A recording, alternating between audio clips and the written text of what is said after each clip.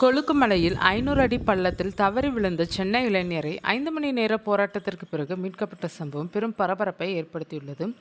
மூணார் அருகே தமிழக கேரளா எல்லையில் கொழுக்குமலை உள்ளது. இது சுமார் 7900 உயரத்தில் அமைந்துள்ளது. இங்கு உலகிலேயே அதிக உயரத்தில் தேயிலை தோட்டம் அமைந்துள்ளது. இங்கு மேகக்கூட்டங்களுக்கு இடையே காணப்படும் சூரிய உதயம், சிங்கப்பாறை உள்ளிட்ட புகழ் பெற்றவை. கரடுமுரடான இந்த பாதையில் ஜீப்பில் மட்டுமே செல்ல முடியும். அழகு அதிகம் இருக்கும் இடத்தில் ஆபத்தும் இருப்பது போல் இங்கு ஆபத்தான செங்குத்தான மலைப்பகுதிகளும் உள்ளனர். சிறிது கவனம் சிதறினாலும் மரணம்தான். இங்கு அடிக்கடி மழை பெய்வதால் பாறைகள் வழுக்கும். இந்த ஆபத்தான சுற்றுலாவிற்கு நிறைய பேர் வந்து செல்கிறார்கள்.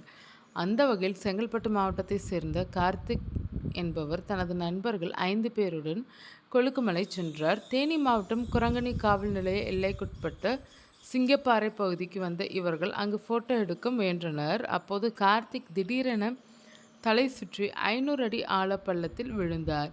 இதுகுறித்து ஜீப் டிரைவர்கள் நண்பர்களின் தகவலின் பேரில் சம்பவ இடத்திற்கு தீயணைப்புத்துறையினர் வருகை தந்தனர். அப்போது கயிறு கட்டி சுமார் 5 மணி நேர போராட்டத்திற்கு பிறகு கார்த்திக்கை மீட்டனர். அவரது உடலில் பலத்த காயங்கள் இருப்பதால் தேனி அரசு மருத்துவக் கல்லூரி மருத்துவமனையில் அனுமதிக்கப்பட்டுள்ளார்.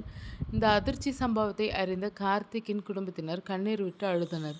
இந்த இடத்தில் அண்மையில் நடந்த விபத்துகளையும் பார்க்கலாம். கடந்த ஜூன் மாதம் நண்பர்களுடன் சுற்றுலா வந்த சென்னையைச் சேர்ந்த திராவினேஷ் என்பவர் கொழுக்குமலை பள்ளத்தாக்கின் 400 அடி ஆழ பகுதியில் குதித்து தற்கொலை செய்து கொண்ட சம்பவம் நடந்தது. கடந்த 2018ஆம் ஆண்டு சென்னையை சேர்ந்த மலையேற்ற குழுவினர் கொழுக்குமலையிலிருந்து குரங்கணி நோக்கி மலைப்பாதையில் சென்றபோது எதிர்பாராத விதமாக தீயில் சிக்கி 23 பேர் உயிரிழந்த அதிர்ச்சி சம்பவம் நடந்துள்ளது. இந்த கொழுக்குமலை பகுதியில் உள்ள பாறைகள் வழுக்கும் என்பதால் அதன் விளிம்பிற்கு செல்லக்கூடாது என அறிவுறுத்தப்பட்டுள்ளது. மேலும் பாறைகள் மீது ஜீப் ஏறும்போதும் இறங்கும் போதும் வழுக்கி கட்டுப்பாட்டை இழந்து சரிவில் சறுக்கிய சம்பவங்களும் கவிழ்ந்த சம்பவங்களும் நடந்துள்ளனர். அதனால்தான் எப்போதுமே தெரியாத பகுதி, தெரியாத நீர்நிலைகள், தெரியாத மலைப்பாதைகளில் செல்லும்போது கவனமுடன் இருக்க வேண்டும் என்கிறார்கள்.